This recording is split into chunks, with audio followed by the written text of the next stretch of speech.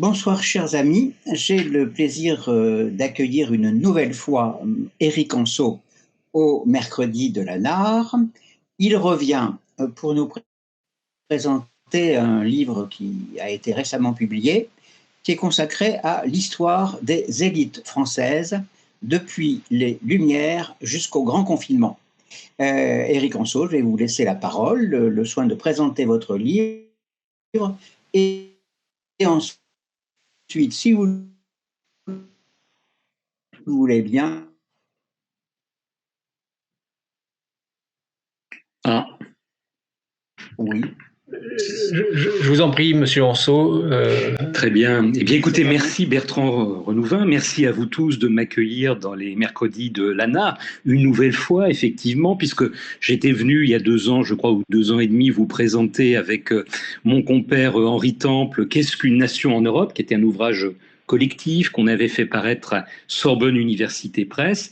Et je suis heureux de revenir pour vous présenter cette fois-ci les élites françaises, comme vous l'avez dit, des Lumières au grand confinement, paru chez Passé Composé en octobre dernier. Alors, entre-temps, j'ai publié 3 autres livres, dont l'un consacré au Second Empire. Ils ont fait et défait le Second Empire. Et en fait, le questionnement qui m'habite depuis un certain temps, qui se trouve au cœur de ce dernier livre, c'est le fonctionnement de notre État, de notre société, dans une perspective que j'essaie, alors centrée sur ma spécialité qui sont la Deuxième République et le Second Empire, les débuts de la Troisième République, mais une perspective de temps long qui part de la fin de l'Ancien Régime pour aller au temps présent. Alors, en guise de préambule, en guise d'introduction, je voudrais devant vous là me poser 3 questions. Pourquoi, en fait, et j'ai été amené spécifiquement à écrire ce livre sur les élites. Ensuite, me questionner avec vous sur la question de la définition des élites et du singulier au pluriel, ou du singulier et du pluriel. Et puis, une 3e question, peut-on se passer, en fait, des élites ? Alors, je commencerai par vous dire peut-être les raisons qui m'ont amené à me lancer dans ce projet. 3 raisons. Un questionnement personnel, une opportunité, un constat. Le questionnement personnel, c'est le désamour des Français pour leurs élites, la défiance que j'ai constatée, je ne suis pas le seul, depuis que je m'intéresse vraiment à la politique, c'est-à-dire depuis mon adolescence, au tout début des années 1980. Et je voulais analyser le phénomène sur le temps long pour voir si ce phénomène était un phénomène neuf ou s'il venait de plus loin pour en rechercher en fait d'éventuelles racines.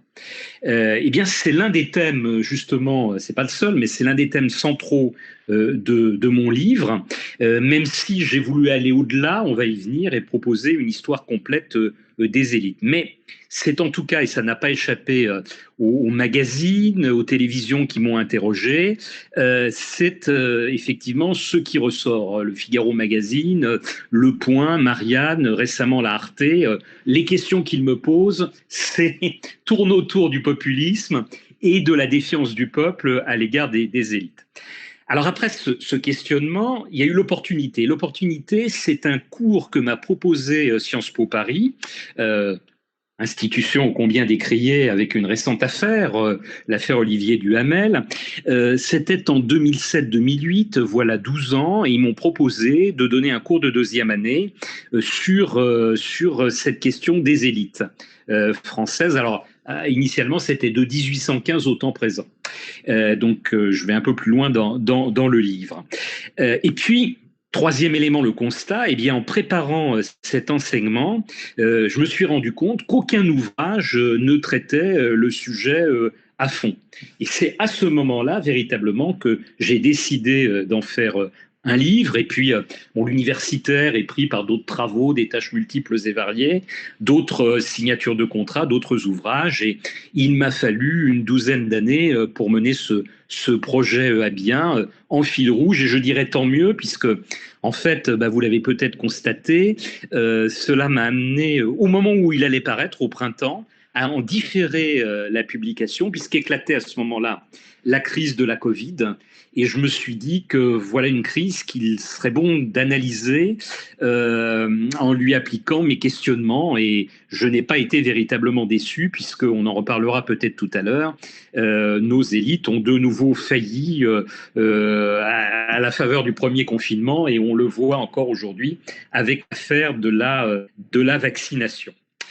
Alors le deuxième élément sur lequel je voudrais insister pour commencer, c'est le problème de la terminologie. Elle dépend beaucoup, cette terminologie, du moment. Le terme premier, bien évidemment, celui qui donne son titre à mon ouvrage, c'est celui d'élite. Il est intéressant, me semble-t-il, d'en faire l'exégèse, même s'il ne faut pas tomber dans un littéralisme complet. C'est, comme je le rappelle dans l'introduction, au XIVe siècle que le terme élite commence à être utilisé dans notre langue avec l'essence que nous lui connaissons aujourd'hui. À la fois, il y a deux choses, si vous voulez, pour désigner la fine fleur de la société, celle qui détient le pouvoir, mais également la partie qui conseille, je dirais, le pouvoir.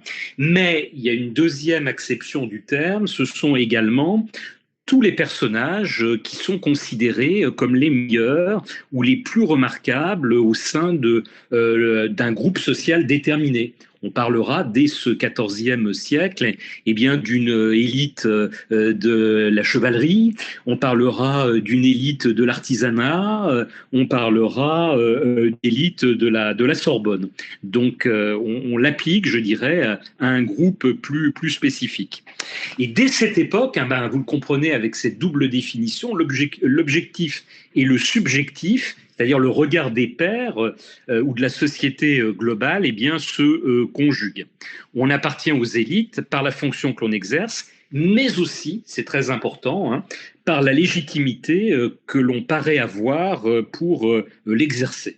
Et Max Weber, au tournant du 19e et du 20e siècle, le montrera, le rappellera de façon extrêmement pertinente dans plusieurs ouvrages, plusieurs conférences qui deviendront des ouvrages. Je pense en particulier aux savants et aux politiques. Alors, d'autres termes sont apparus, et je vais tout à l'heure, dans le fil du développement, revenir sur l'un d'eux. C'est celui des notables. Les notables caractérisent nos élites sociales et politiques au cours du XIXe siècle, à partir, pour faire simple, de la constitution de Napoléon Bonaparte, du consulat, de la constitution de l'an 8. Et puis, on utilisera d'autres termes qui parfois sont péjoratifs, puissants, mais également les gros. Et l'un des rares historiens qui m'ont précédé dans cette étude des élites, c'est Pierre Birnbaum, qui en 1979, un peu avec le même questionnement que moi, c'est-à-dire le rapport des élites au peuple et du peuple aux élites, avait appelé un ouvrage « Le peuple et les gros », justement. Les gros, donc les élites. Alors parfois, vous avez des expressions plus ciblées. On pense par exemple aux 200 familles pour qualifier les 200 actionnaires de la Banque de France. Le terme apparaît au milieu du 19e siècle avant de connaître une éclipse et de ressurgir au moment de l'entre-deux-guerres. Alors, je reviens à la notion d'élite, c'est la plus opérante, comme Christophe Charles, historien de la société du 19e siècle, l'a rappelé avant moi, et c'est pourquoi, bien évidemment, celle qui parle le plus aux Français, avec parfois des poussées d'urticaire.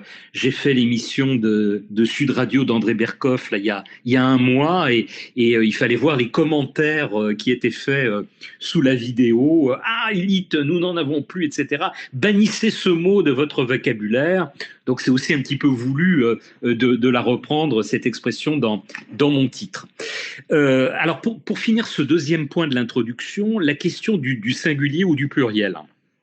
Raymond Aron, au tournant des années 50 et 60, avait publié un grand article dans lequel il disait que selon les pays et la nature démocratique du régime dans lequel on se trouvait, il fallait utiliser le pluriel ou le singulier.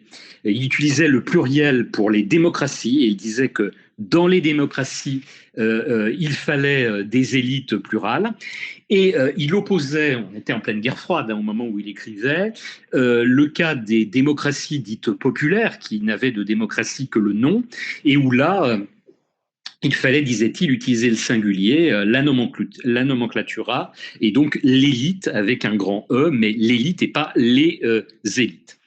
Et puis, disait Raymond Aron, au sommet de ces élites se trouvent ceux qui dirigent, qui sont plus facilement identifiables, mais de façon plus ou moins diverse, complexe. Hein, il y a un jeu complexe de pouvoir au sommet.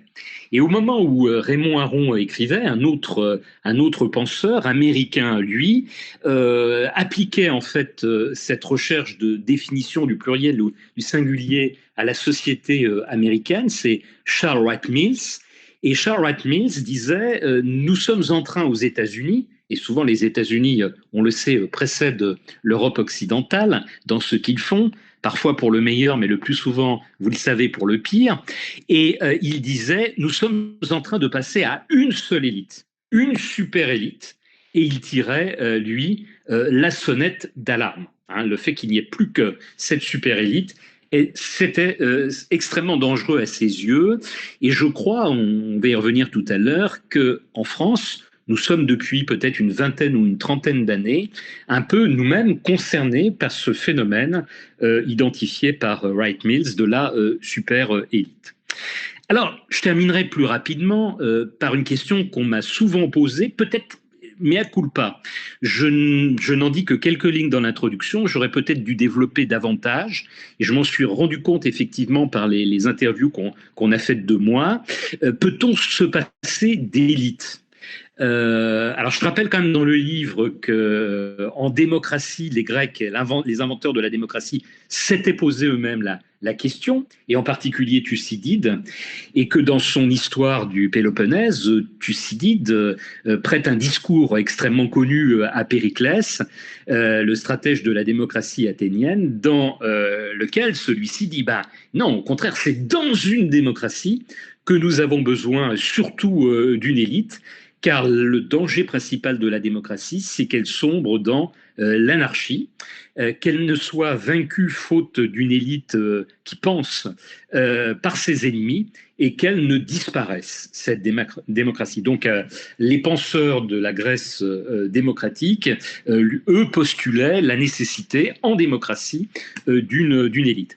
Alors tout au long de l'histoire, à la suite, des penseurs et des acteurs, eux ont postulé qu'on pouvait se passer d'élite.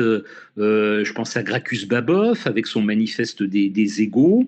Je pense bien évidemment surtout aux communistes qui, après leur idée d'une dictature du prolétariat à caractère provisoire, considéraient qu'on allait arriver à une société sans élite.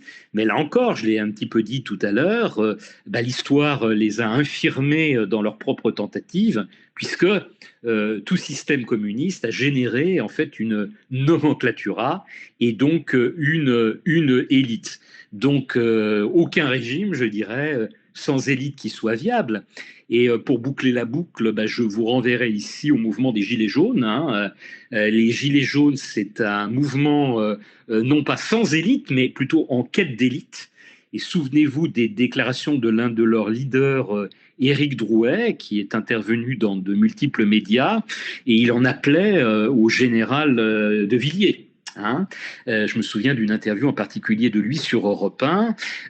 Et puis après, lorsqu'au début la crise de la Covid a éclaté, eh bien, ceux qui restaient du mouvement des Gilets jaunes ont fait du bon docteur Didier Raoult leur messie. Donc voilà, là encore, les Gilets jaunes, eux aussi, ont besoin, se sentent la nécessité de se trouver une élite de substitution.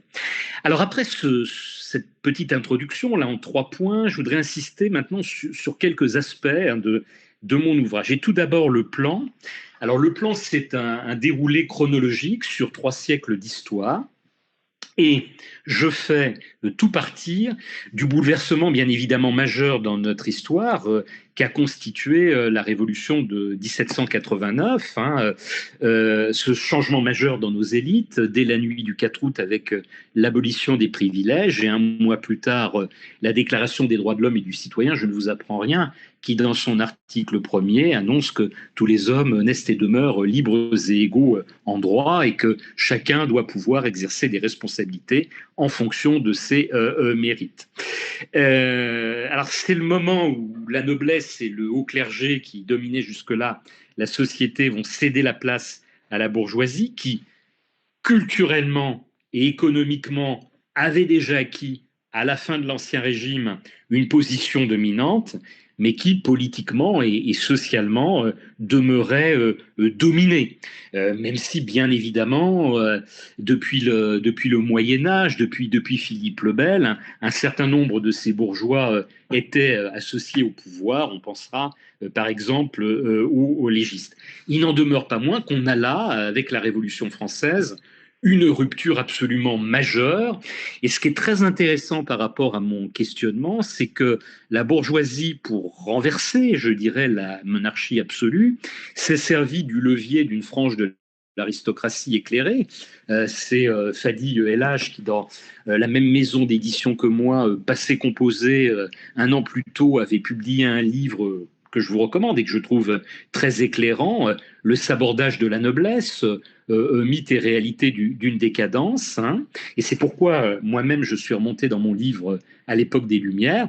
Et puis l'autre levier, bien évidemment, c'est le peuple. La révolution, c'est l'irruption du peuple dans l'histoire, mais un peuple en quelque sorte instrumentalisé par cette nouvelle élite en devenir, en aspiration qu'est la bourgeoisie, et qui en quelque sorte va devenir le dindon de la farce.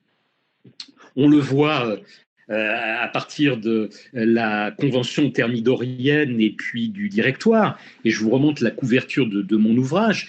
J'ai donné comme couverture à cet ouvrage le célèbre tableau de Joseph Désiré Court au moment du concours de 1830 qu'avait voulu le roi Louis-Philippe et son ministre Casimir Perier pour, vous le savez, illustrer par l'histoire de France les grandes heures du parlementarisme, la Chambre des députés.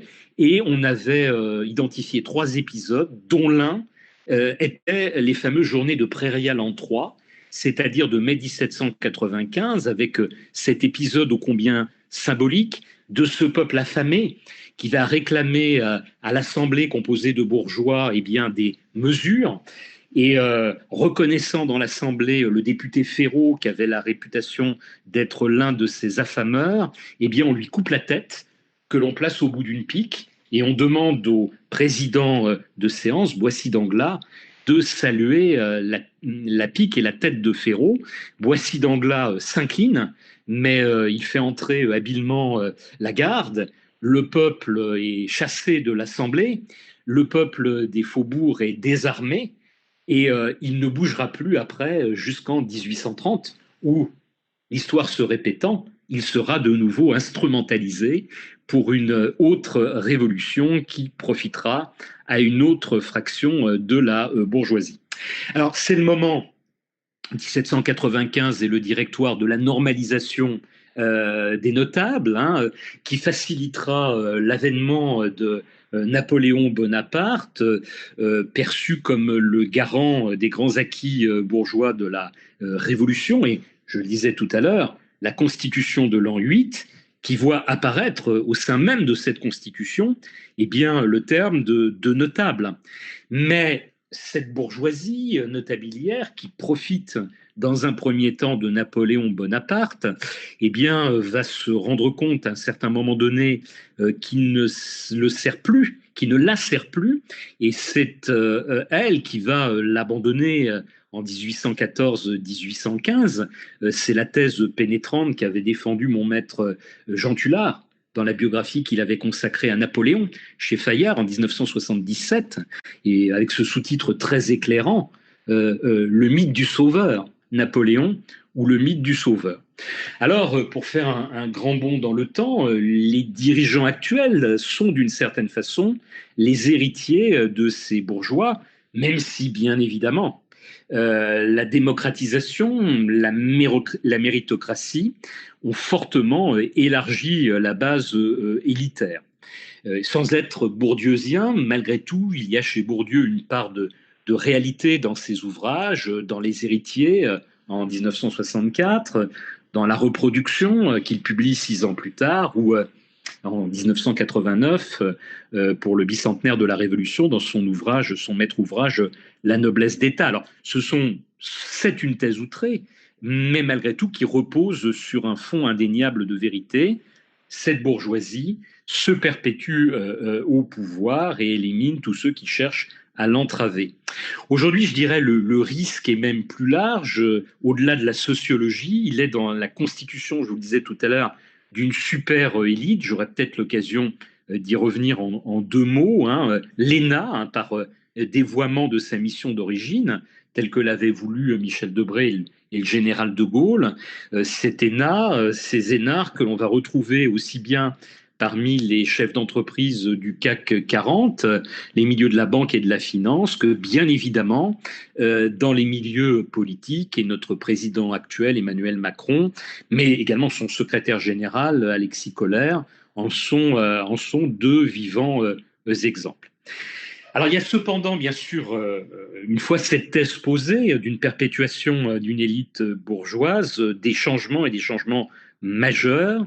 Et là, je m'appuie sur ces grands théoriciens italiens, les grands théoriciens élitaires, que sont Roberto Michels, que sont Gaetano Mosca, qu'est également Vilfredo Pareto. Vous savez que Vilfredo Pareto utilisait cette formule « l'histoire est un cimetière d'élite ». Il a aussi cette très jolie métaphore du fleuve élitaire qui s'écoule dans son lit mais qui finit par se tarir.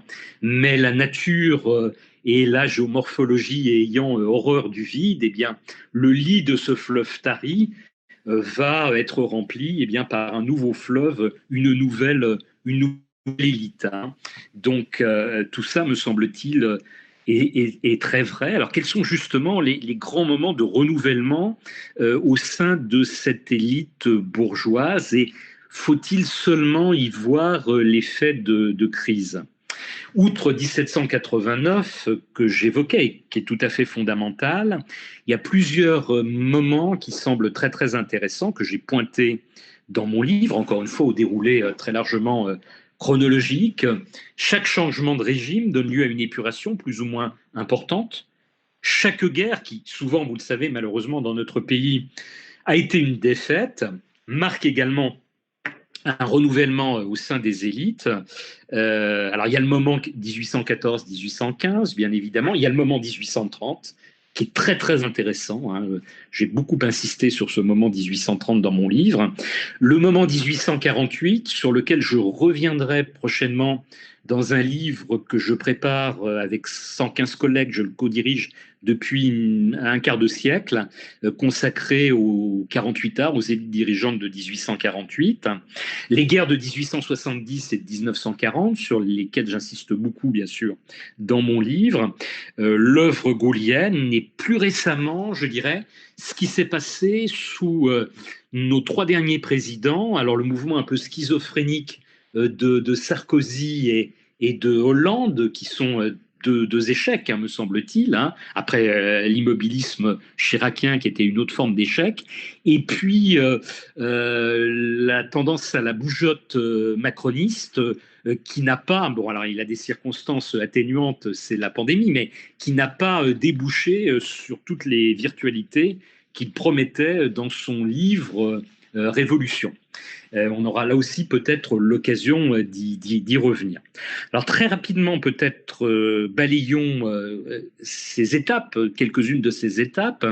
1814-1815, un moment qui a été bien analysé par plusieurs auteurs, dont Jean Tullard dans un autre de ses livres qui s'appelle Les 20 jours, le retour des émigrés, l'ultracisme, mais aussi le phénomène bien sûr des girouettes, le fameux dictionnaire d'Emery, Talleyrand et Fouché n'étant que les 2 plus emblématiques de ces girouettes, avant bien évidemment pour Fouché d'être rattrapé par la loi sur le régicide, hein, mais certains de ces régicides, certains de ces personnages qui seront bannis seront assez vite rappelés par le roi Louis XVIII, qui est un homme de compromis, hein, et peut-être le plus bel exemple, c'est le maréchal Soult, le duc de Dalmatie, hein, qui va être très vite réintégré sur la liste des maréchaux, hein, dès 1820. Il va, après s'être rallié à Charles X de façon très ostensible dans un discours célèbre, intégrer la pairie en 1827, et puis nouvel acte de la girouette Soult, il se ralliera à Louis-Philippe, et vous savez qu'il deviendra là carrément le deuxième personnage de l'État, hein, sous la monarchie de Juillet. Et entre-temps, il y a ce moment très très intéressant, me semble-t-il, de 1830, hein, qui se situe de part et d'autre des deux monarchies censitaires, avec Louis-Philippe un élargissement indéniable du sens, hein, puisque on a en gros, si vous voulez, en 1816, au début de la restauration, de la deuxième restauration, un corps électoral de 90 000 électeurs et 16 000 éligibles seulement pour un pays qui a 26-27 millions d'habitants, alors qu'en 1846, au moment des dernières élections législatives de la monarchie de Juillet, qui verront le triomphe de Guizot, hein, de la majorité guizotiste à ce moment-là. Le pays compte 36 millions d'habitants, le corps électoral s'est élargi puisque vous êtes 248 000 électeurs et vous avez 56 000 éligibles. Mais on constatera que ça reste très très peu. Mais ce qui est très intéressant, c'est que 1830 rejoue d'une certaine façon 1789, puisque une fraction de l'élite se juge insuffisamment récompensée par le souverain et va en chasser une autre en s'appuyant sur le peuple. Cette fraction de l'élite, eh bien, c'est la grande bourgeoisie économique, hein. On a en tête les banquiers, deux figures, Laffitte d'une part et Casimir Perier de l'autre, qui au lendemain des Trois Glorieuses deviendront d'ailleurs les deux premiers présidents du Conseil de Louis-Philippe, et qui vont en fait, avec cette révolution des Trois Glorieuses, chasser ce qu'il restait d'aristocratie, cette aristocratie se chassant elle-même du pouvoir en pratiquant, on le sait, la politique des bras croisés. Donc, d'une certaine façon, cet épisode de 1830 est intéressant. Jean Lhomme l'avait montré en montrant que c'est vraiment en 1830 qu'il faut démarrer l'avènement d'une grande bourgeoisie économique en France et c'est Baud-Bloménie, bien évidemment, que vous connaissez tous, qui reprendra cette thèse un siècle plus tard. Alors 1848 rejoue un petit peu aussi 1830. Hein. Cette fois-ci, c'est la petite bourgeoisie qui n'est pas associée au suffrage, qui prendra appui une nouvelle fois sur le peuple, avec cette fois-ci de réelles avancées, puisque c'est l'avènement du suffrage universel masculin, et là on change véritablement d'échelle, hein, puisque le corps électoral est multiplié par 37, hein. Je vous le rappelle, hein, on passe de 240 000 électeurs, c'est ce que je vous disais tout à l'heure, à un corps électoral de 10 millions. Hein, donc c'est tout à fait considérable. Et puis des personnes qui avaient été frustrées, c'est ce qu'on va montrer dans le livre dont je vous parlais tout à l'heure, le dictionnaire des 48 arts, du pouvoir en 1830, hein, et qui arrivent véritablement au pouvoir à ce moment-là. Donc des républicains qu'on appellera les républicains de la veille. Donc ce sont des personnes assez âgées, hein, c'est la génération née en 1800, hein, donc des personnes qui ont entre 45 et 50 ans, c'est assez âgé à l'époque pour arriver au pouvoir, mais qui ne vont avoir qu'un temps limité au pouvoir, puisque vous le savez aussi sans doute, dès les journées de juin, eh bien, il y a avec le général Cavaignac un retour avec dans son gouvernement un certain nombre d'orléanistes qui réapparaissent. Je pense par exemple à Jules Dufort. Et puis surtout, avec l'élection présidentielle de la fin de l'année, la victoire de Louis-Napoléon Bonaparte, qui ne peut pas s'appuyer sur des bonapartistes écartés du pouvoir depuis trop longtemps, eh bien le retour des orléanistes. Et ça, on le voit de façon flagrante, d'une part au gouvernement, c'est l'incarnation d'Odilon Barrot qui devient à ce moment-là le chef du gouvernement, mais aussi dans le corps préfectoral. C'est-à-dire qu'on va récupérer les préfets de Louis-Philippe qui avaient été écartés en février-mars 1848. Alors 1870, l'Empire libéral, c'est un moment qui m'a beaucoup intéressé dans l'un de mes derniers livres. Hein. Des nouvelles couches apparaissent, un élargissement de la base qu'on constate dans les mairies, y compris les grandes mairies de France, en printemps 1870, qu'on constate également dans les conseils généraux. Donc avant, 2-3 ans avant le discours de Gambetta sur l'avènement des nouvelles couches, au début de la Troisième République, le phénomène est là, hein, issu des profondeurs, mais qui n'aboutit pas au sommet de l'État. Et les choses vont se faire à la faveur de cette débâcle de la guerre de 1870, dont nous commémorons en ce moment le 150e triste anniversaire. Il y a une épuration ici du personnel dirigeant, mais les républicains, d'une certaine façon, ça a été montré dans plusieurs études universitaires, plusieurs thèses assez pénétrantes des 15 dernières années, sont très largement les héritiers de l'ancien personnel. Hein. Là, je vous renverrai au travail d'Alexandre Niès, qui a étudié sur la totalité de la Troisième République, donc 1870-1940, le personnel dirigeant de tout un département, la Marne, en appliquant la notion de Sippe venue du Moyen-Âge germanique et en montrant que par le biais de mariage au sein d'une famille élargie, en fait, ce sont exactement les mêmes hommes, socialement parlant, parfois les neveux, parfois les gendres des dirigeants de la Deuxième République et surtout du Second Empire, qui perdurent en fait sous la Troisième République. Alors là, je fais un bond dans le temps parce que l'heure tourne, je vois, et pour passer à 1940. Hein, 1940, c'est un échec flagrant, une nouvelle fois, de nos élites, hein, ce qu'a très bien montré Marc Bloch dans un ouvrage écrit à chaud sur la défaite, hein, l'étrange défaite. Et c'est un espoir de renouvellement des élites qui va se faire jour en fait dans 4 lieux que j'analyse dans le chapitre que je consacre à la Deuxième Guerre mondiale. Hein. Cette Deuxième Guerre mondiale est un laboratoire du changement élitaire, à Vichy d'abord, dans la résistance intérieure ensuite, bien évidemment à Alger et à Londres, mais également il y a eu cette virtualité-là à Paris du côté des collaborationnistes. Hein, bon, ils ont perdu, donc on les évacue un petit peu vite, mais il y a eu aussi une réflexion de leur part hein, sur les renouvellements nécessaires de l'élite. Alors un petit mot peut-être très rapide, d'une part sur Vichy et puis sur ceux qui l'ont emporté, c'est-à-dire les résistants, et que se passe-t-il après la guerre. À Vichy, vous le savez, en fait c'est très complexe, beaucoup plus complexe que certains ont voulu le montrer, ne serait-ce que pour dénigrer le régime de Vichy. L'histoire est faite souvent par les vainqueurs. Hein. Il y a eu un affrontement, en fait, pour simplifier moi-même, hein, entre deux courants.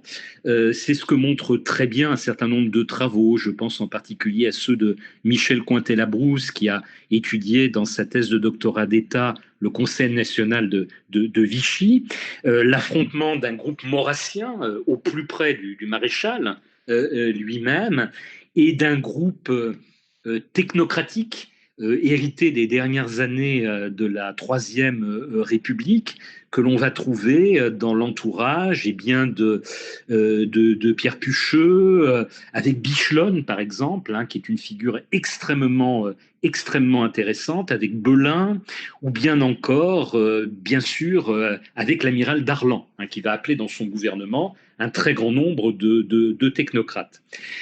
Et puis le général de Gaulle, lui, à Londres, et je vous renverrai ici à son fameux passage devant les marins de l'île de Sein, en disant que voilà, les 128 marins de l'île de Sein qu'il avait représentés constituaient le quart de la France à eux seuls, mais les pauvres, ça n'était que des marins, et il lui fallait davantage pour reconstituer l'élite de la France. Hein. N'oublions pas que parmi les rares à le rejoindre les premiers temps, vous avez un seul parlementaire au bout d'un mois où il est à Londres, hein, c'est Olivier Lapi, hein, et un seul universitaire, eh bien c'est René Cassin. Hein. Alors après, les bataillons gaullistes vont grossir, mais cela fait bien peu, en tout cas, au départ. Hein.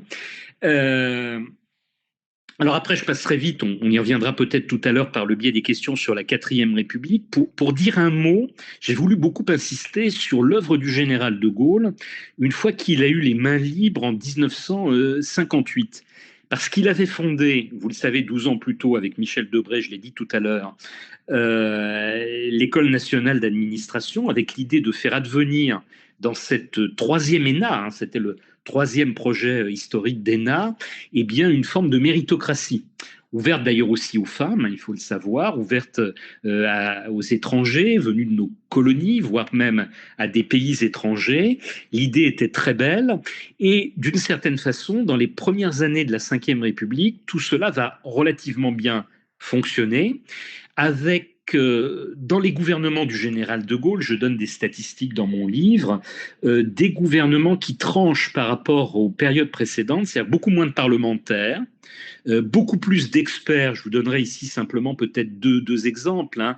Maurice Couve de Murville, qui est un diplomate de formation, qui était notre ambassadeur à Washington au début de la Ve République et qui, vous le savez, deviendra notre ministre des Affaires étrangères inamovible du général de Gaulle, avant lui-même, à la fin de la République gaulienne, de devenir le Premier ministre.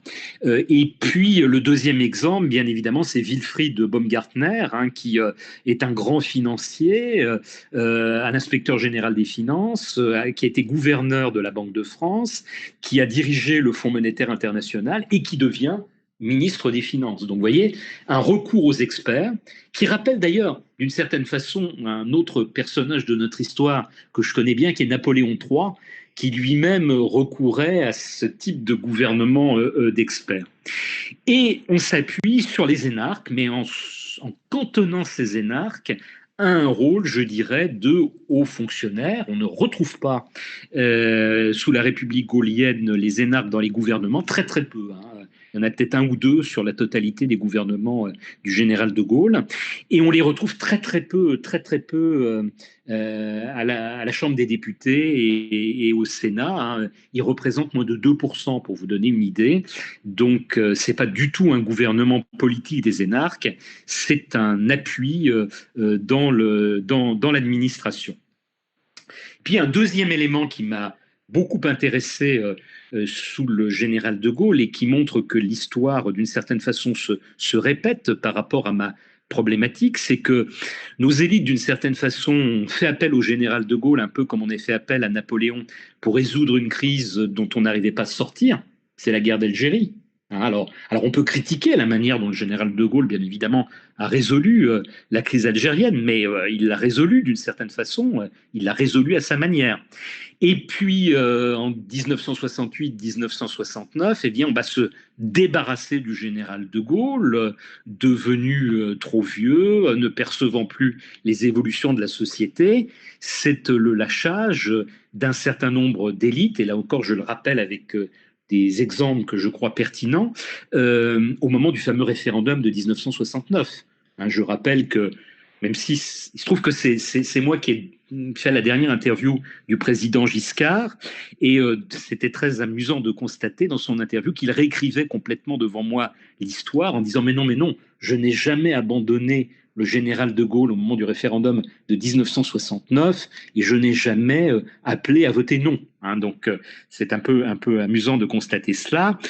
Si le général de Gaulle a été abandonné par son centre droit et il a été abandonné par un certain nombre de barons régionaux à ce moment-là, hein, de grands notables, de grands féodaux qui l'ont lâché et c'est en grande partie les voix qui l'ont manqué puisqu'il n'y avait rien à compter de la gauche de ce point de vue en 1969. Et puis dans mon livre, je termine par 3 derniers chapitres sur la période la plus contemporaine, avec cette crise, alors là pour le coup généralisée de défiance du peuple français à l'égard de ces élites hein, que l'on constate depuis les années 80 et qui se traduit de différentes façons, si vous voulez. D'une part, par les sondages, hein, qui sont très critiques en France à l'égard de nos élites. Je cite dans mon livre un sondage parmi d'autres, qui est le sondage fait par l'Institut international YouGov dans la semaine du 7 au 14 mai dernier à propos de la gestion de la crise du Covid dans 27 États mondiaux, pas seulement européens, mais vous avez des États d'Amérique, des États d'Asie, etc., etc. Et la France arrive dernier, c'est-à-dire que c'est le peuple français qui, en mai dernier, considérait qu'il avait les plus mauvaises élites gouvernantes dans la gestion. Mais ça n'est qu'un symbole d'un mouvement de longue durée depuis les années 80. Le deuxième symptôme, ce sont les élections, bien évidemment, avec une désaffection croissante à la faveur des élections législatives des populations qui ne se déplacent plus pour voter. Et le phénomène, vous le savez, en 2017 a même touché l'élection présidentielle, le deuxième tour de l'élection présidentielle, avec seulement un cinquième des votants qui se sont positionnés, un cinquième du corps électoral, pardon, qui s'est positionné pour le vainqueur, Emmanuel Macron. Donc là, on a atteint quelque chose, un phénomène qu'on n'avait jamais connu depuis le rétablissement de l'élection présidentielle au suffrage universel en 1962. Alors, comment expliquer, si vous voulez, ce phénomène depuis une trentaine d'années? Bien évidemment, tout ça a été analysé par d'autres que moi. Et là, je ne suis pas, bien sûr, un spécialiste de l'histoire du temps présent. Donc, je me suis appuyé sur les travaux de mes collègues et également les enquêtes journalistiques. La mondialisation, nos dirigeants n'ont plus prise sur rien. Les pertes de souveraineté, en particulier au sein de l'Union européenne. Le phénomène de super-élite que j'évoquais tout à l'heure, l'interpénétration des élites, le fait que ces énarques, désormais, on les retrouve dans les grands groupes, à la tête des grands groupes industriels, et d'ailleurs sans grande réussite. Souvenez-vous de J6M, Jean-Marie Messier, moi, maître du monde, comme on l'avait surnommé, ou bien encore, bien évidemment, dans les hautes sphères politiques, puisque le phénomène a été initié dans les années 1970. Je rappelle que le premier de nos grands dirigeants politiques énarques a été Valéry Giscard d'Estaing, mais Valéry Giscard d'Estaing n'a fait qu'initier un mouvement qu'on retrouve très rapidement après avec Jacques Chirac et bien évidemment beaucoup d'autres. Et puis l'affairisme. Et puis enfin, bien évidemment, à partir de la gouvernance socialiste, mais le RPR n'a pas échappé à la règle avec la gestion de la mairie de Paris et après avec la gestion gouvernementale, les affaires qui se sont multipliées. Aucun de nos septennats et de nos quinquennats n'en a été épargné. Et Macron, qui nous promettait le nouveau monde, a été très fortement, dès le début de son quinquennat, affecté par les affaires. Je rappellerai simplement ici le départ de François Bayrou, de Marielle de Sarnez et de la ministre de la Défense, dont j'oublie à l'instant le nom, mais qui va me revenir, qui appartenait à son parti et qui a dû partir, elle aussi, très rapidement. La Macronie, quand on est totalement objectif, avait des virtualités intéressantes, en ce sens que, effectivement, indéniablement, si vous voulez, en appui de la loi sur le non-cumul des mandats, du casting établi par La République En Marche, a amené indéniablement un renouvellement du personnel. J'en veux pour preuve que, là aussi je livre les chiffres dans mon livre, aux législatives de juin 2017, vous avez 91%, peut-être un peu moins, 90% des députés de La République En Marche qui n'avaient exercé absolument aucun mandat parlementaire. Donc des novices au Parlement. Et même 57% qui n'avaient exercé aucun mandat tout court, donc même pas le moindre mandat local. Alors cette inexpérience a fait beaucoup sourire. On pensera, je vous donnerai simplement un exemple, à Yaël Brun-Pivert, qui a pris la présidence de la très prestigieuse commission des lois.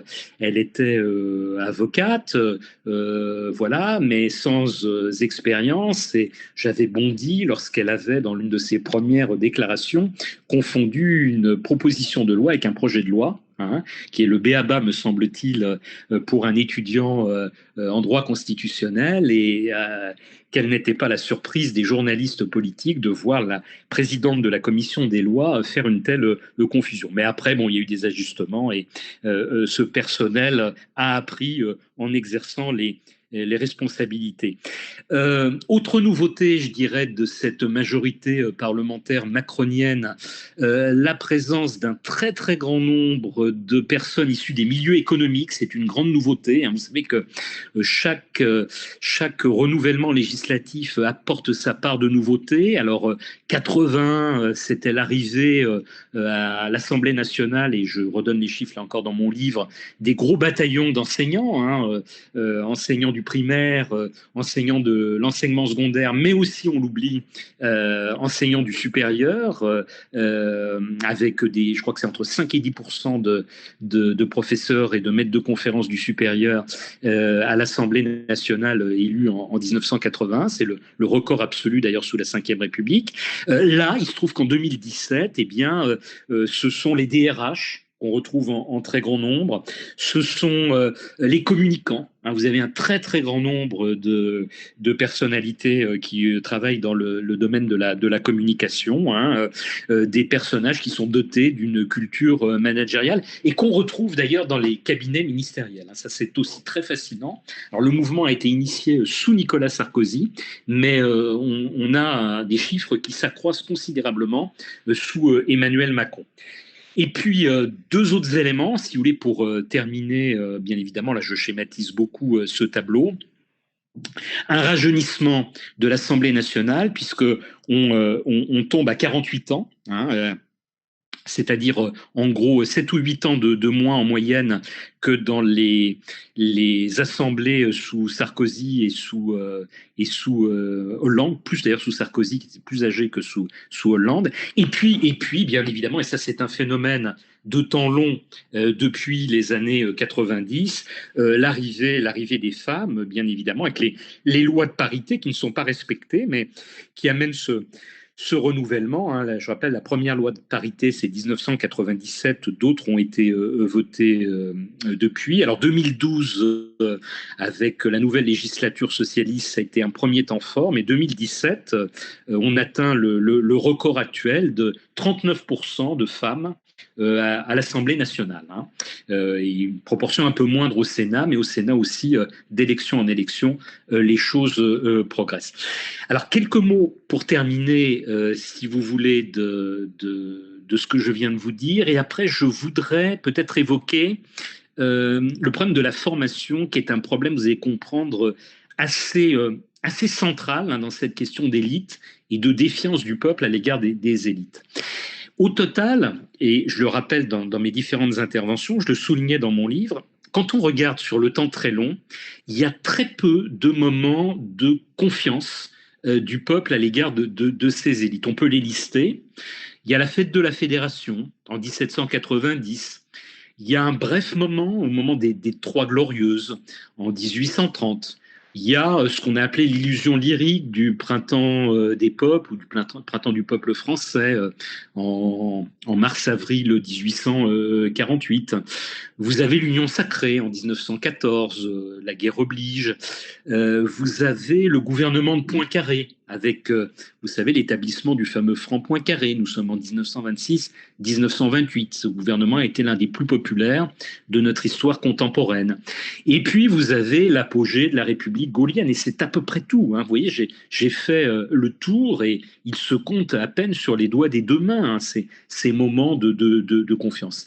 Les autres moments sont des moments de défiance, et le sentiment que l'on a, alors on n'a pas des sondages malheureusement depuis très longtemps, mais le sentiment qu'on a quand on analyse les choses dans les archives, c'est qu'il y a quand même une montée en puissance depuis un certain temps, et bien, de cette défiance, avec sous Macron une succession quand même de crises absolument dramatiques pour lui, dont l'acmé a été bien sûr ce mouvement des Gilets jaunes, dont on est d'une certaine façon pas totalement sorti. Hein.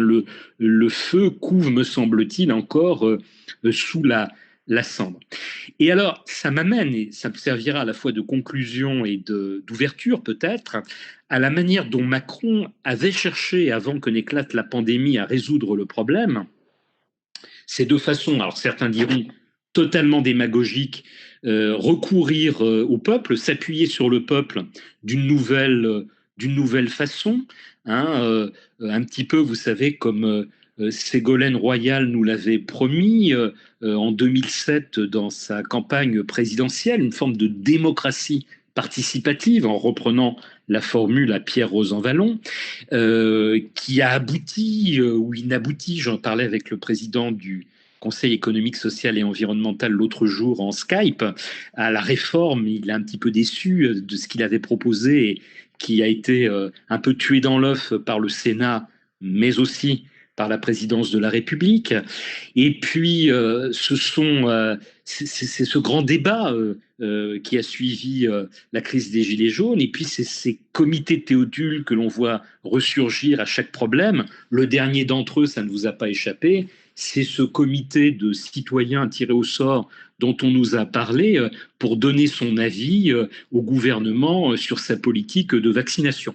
Alors bon, il se trouve que là, depuis 2-3 jours, on n'en entend plus parler, mais il va peut-être surgir ce fameux comité Théodule. Et puis alors le deuxième élément, je voudrais conclure avec ça, c'est le ciblage par le pouvoir, et là aussi c'est un peu ambivalent, hein, il y a deux lectures qu'on peut en faire, de la formation. Alors, cette formation, si vous voulez, a toujours été en débat, hein, la formation de nos élites. Hein. Napoléon Bonaparte l'avait repensé. Pour lui, la pépinière des élites de la France, il y avait deux niveaux. C'était le lycée napoléonien d'abord, hein, qui était sa création, l'une de ses masses de granit. Et puis c'était d'autre part le Conseil d'État, son enfant chéri, puisque l'auditorat au Conseil d'État était destiné à devenir la pépinière des préfets, des hauts fonctionnaires de la France. Et ça a été beaucoup analysé par des historiens comme Terry Sheen ou par Bruno Bellost, l'école polytechnique. Et là, c'est tout à fait fascinant pour l'historien de voir que Polytechnique a été dévoyée de sa mission originelle, Polytechnique ayant été créée, vous le savez, sous la Révolution française, pour fournir des ingénieurs à l'armée, mais très rapidement, ce sont les polytechniciens qui vont irriguer les cabinets ministériels, les ministères d'un grand 19e siècle, et on retrouvera après, sous une autre forme, le même phénomène, je le disais tout à l'heure, avec l'ENA. C'est au lendemain de cette grande débâcle de la guerre de 1870, la fondation par Émile Boutmy de l'École libre des sciences politiques, devenue ensuite Sciences Po Paris, qui très rapidement, sous la Troisième République, a constitué l'élite gouvernementale, mais qui ne nous a pas empêché de réaliser à 70 ans de distance les mêmes erreurs en 1940 que celles que l'on avait commises en 1870. Et je dirais même qu'en 1914, il n'y aurait pas eu les taxis de la Marne, on frôlait également de nouveau la catastrophe en 14. Et puis, c'est cette idée du général de Gaulle et de Michel Debré en 1945, je disais tout à l'heure, de l'ENA, mais une ENA dévoyée et une ENA que Emmanuel Macron, qui en est lui-même issu, va jeter en pâture, dont son livre Révolution d'abord, et puis surtout dans le grand débat, avec la fameuse commission Thiriet, hein, Frédéric Thiriet ayant remis son rapport, je crois que c'était en février de l'an dernier, un mois et demi avant notre grand confinement, et on ne sait pas si toutes les préconisations, j'ai analysé en détail ce rapport Thiriet, certaines préconisations, je les trouve extrêmement intéressantes, d'autres beaucoup moins, parce que me paraissant relever de la pure démagogie, seront appliquées ou pas par le président Macron avant la fin de son quinquennat, comme la réforme des retraites. Je sors un peu du sujet, mais on ne sait pas si tout ça est enterré définitivement ou si cela va ressurgir à un moment donné ou à un autre. Voilà. Je crois que j'ai fait 50 minutes, mais c'est à peu près le temps que vous m'aviez, cher Bertrand Renouvain, imparti. mais vous aviez une période assez considérable à évoquer. Merci beaucoup, Éric Anso. Le débat est ouvert, je vous en prie. Alors, Laurent veut intervenir. Laurent, c'est Laurent qui a levé la main, je vois ça, non? Oui, oui, mais Laurent a levé la main, mais n'avait pas mis son micro. Monsieur, avec tout le respect que je dois à votre science, je vais me permettre de vous faire deux remarques qui appelleront sans doute une réponse et de vous poser une question. Vous avez dit que les élites avaient failli à l'occasion du premier confinement. Manifestement, ce n'est pas, je voudrais pas ranimer de vieilles querelles entre les facultés, mais ce n'est pas l'avis de vos confrères des facultés de droit. Donc j'aimerais que vous précisiez un petit peu pourquoi vous considérez que les élites ont failli à l'occasion du premier confinement. Deuxième petite remarque, vous avez à l'occasion, vous avez à propos du mot élite, vous avez évoqué le mot notable, vous avez évoqué les gros, les 200 familles, vous avez parlé de Roberto Michels, mais vous n'avez pas un seul instant, sauf à ce que je vous ai mal écouté, utilisé le mot oligarchie. Ma question directe, vous avez donc fait un exposé, historique et sociologique des élites, mais personnellement, je ne vois pas trop, au-delà de cet exposé que vous avez fait, je ne vois pas trop où vous voulez en venir. Et je suis certain, je ne doute pas, que vous voulez en venir quelque part en faisant cet exposé. Donc, pouvez-vous nous le préciser, ne serait-ce qu'à mon intention, peut-être, ne serait-ce qu'à mon intention. Merci. Très bien. Alors, pourquoi dis-je les élites ont failli? Alors déjà, ça n'est pas moi qui le dis. Encore une fois, le point de vue, et je vais répondre d'une certaine façon à votre deuxième question en même temps, c'était d'étudier la défiance, de comprendre pourquoi cette défiance est présente. Les élites ont failli, pas forcément celles qui étaient en fonction au moment de la crise où la pandémie a éclaté, quoique on va y venir dans un instant. Pour moi, il y a une forme de faillite malgré tout. Il y a des signes qui la montrent, mais c'est sur le plus long terme qu'elles ont failli. Regardez l'élimination du stock des masques. Regardez le fait que, quand même, la personne qui, si je ne m'abuse, dirige la santé publique en France au ministère, est-elle la même personne qui était déjà en fonction sous les deux prédécesseurs d'Agnès Buzyn et a lui-même donné les ordres pour éliminer notre stock de masques. Donc là, il y a une première faillite. La deuxième faillite, c'est la communication gouvernementale. Manifestement des mensonges, et aucun Français n'en a été dupe, sur cette gestion des masques. On a quand même eu tout et son contraire qui nous a été dit. Les masques ne servent à rien, puis les masques sont indispensables. Enfin, je l'évoque dans mon livre à mots couverts parce que je ne voulais pas m'attirer un procès. Il se trouve que j'ai beaucoup d'amis dans la haute fonction publique et que, alors je ne dirais pas quel rectorat, je compte plusieurs amis qui sont recteurs et qui m'ont fait, sous le sceau du secret, des confidences sur la manière dont se sont comportés dans ce domaine spécifique de la haute fonction publique qu'est l'éducation nationale un certain nombre de hauts fonctionnaires. Et je pense qu'on peut extrapoler que la même chose s'est produite malheureusement dans d'autres ministères. Il y a eu, cher monsieur, une défaillance complète que moi j'ai constatée en 1870, période que je connais bien, et que d'autres historiens qui sont mes collègues m'ont rapporté pour 1940. Des hauts fonctionnaires défaillants qui ont quitté leur poste, sans même donner de leurs nouvelles. À tel point que l'une de mes trois collègues recteurs, enfin trois amis plus exactement recteurs, collègue d'études, a fait un signalement au ministre Jean-Michel Blanquer et elle a été désavouée et elle a donné sa démission du poste de recteur. 280 personnes, elle avait sous ses ordres au rectorat. Et au pic du confinement, ça fait mal au cœur de le dire, pardonnez-moi, je suis ému, elle a terminé avec la concierge, elle a terminé avec la secrétaire générale de son rectorat et 2 chefs de bureau. Voyez un petit peu la défaillance. Donc ça, c'est, me semble-t-il, une faillite flagrante de nos élites. Alors je la rapporte dans mon livre, mais je ne peux pas donner bien évidemment les noms et je ne peux pas donner tous les éléments. Voilà. Je ne sais pas si j'ai répondu à votre question. Ah, mais je vous avais posé une question, vous y avez répondu, vous avez donné vos arguments et je les ai bien entendus. Ça n'était pas une contestation de votre position, c'était une demande d'éclaircissement de votre position. Alors, en revanche, si vous pouviez, donc vous avez un petit peu répondu, vous avez répondu en quelque sorte à ma question réelle, mais sur la question de l'oligarchie, vous n'avez pas employé le mot oligarchie. Non, j'aurais pu l'employer, effectivement. Oui, il y a une forme d'oligarchisation du pouvoir, c'est très clair. À certains moments, une forme de cristallisation autour de quelques hommes. On le constate, par exemple, au moment de la monarchie de Juillet, dans les derniers mois de la monarchie de Juillet, où le pouvoir fonctionne autour de quelques personnalités. Hein. Ça a été dénoncé bien souvent par des prédécesseurs directs de Guizot, hein, qui ont brûlé des hommes auxquels ils étaient associés dans la coalition contre Molé en 1839. Je pense par exemple à Adolphe Thiers, hein, qui s'est retourné contre lui, ou à Odilon Barrot.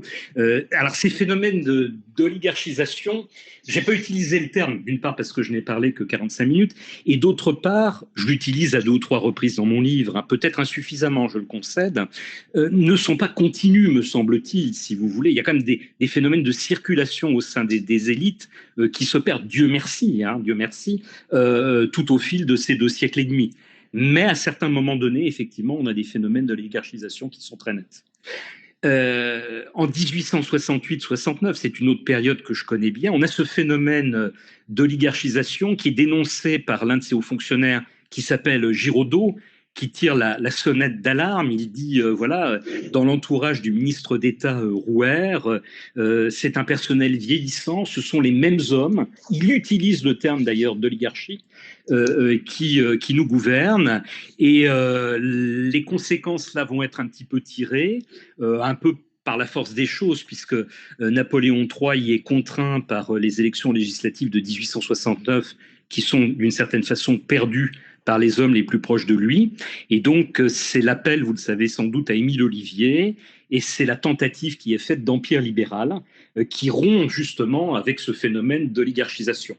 Là, il y a une ouverture, il y a une aération, je dirais, de l'élite, hein, indéniable, qui s'opère en 1869-70. Avec l'effet pervers que vous avez 2 élites qui entrent en conflit.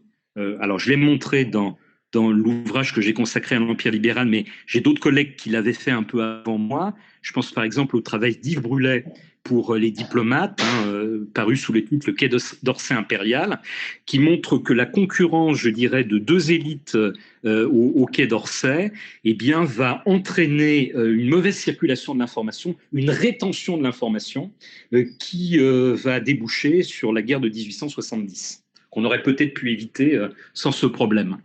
Les périodes où on passe d'un écosystème politique à un autre sont souvent des périodes extrêmement périlleuses.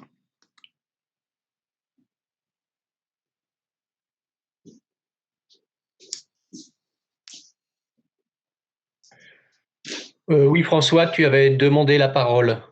Merci. Moi, j'ai été très impressionné par votre description sur plusieurs siècles d'un phénomène compliqué. Et j'ai essayé de moi-même, enfin, en vous suivant, de me faire mes petites conclusions. J'aimerais bien que vous me disiez si j'ai R, si j'ai 0, si j'ai la moyenne. L'impression que j'ai, c'est que, enfin, pour la période actuelle, c'est que ce désamour de la population, c'est peut-être dû au fait que le pouvoir politique n'a plus de pouvoir. Le vrai pouvoir a abandonné complètement les ors du pouvoir, disons. D'ailleurs, vous le dites, la moitié, ou je ne sais combien, des députés sont des purs novices qui ne sont arrivés ici que par hasard, d'une certaine façon. Ça veut bien dire que ceux qui ont vraiment le pouvoir n'ont plus besoin de l'Assemblée. Bon, il y a l'Europe, il y a tout ça, vous l'avez dit. Et que du coup, on est devant une coquille vide. Disons que Bernard l'Ermite a changé de coquille et que nous, on continue à accuser la vieille qui est vide de faillir. Est-ce que c'est ça? Tout à fait. Alors, c'est un des éléments peut-être l'élément capital, mais un des éléments indéniables du problème. Vous savez, c'est Christopher Lasch, dans un livre que vous connaissez sans doute, qui avait parlé. Alors, il appliquait ça aux États-Unis d'Amérique, mais d'une certaine façon, on peut extrapoler à tout le monde occidental.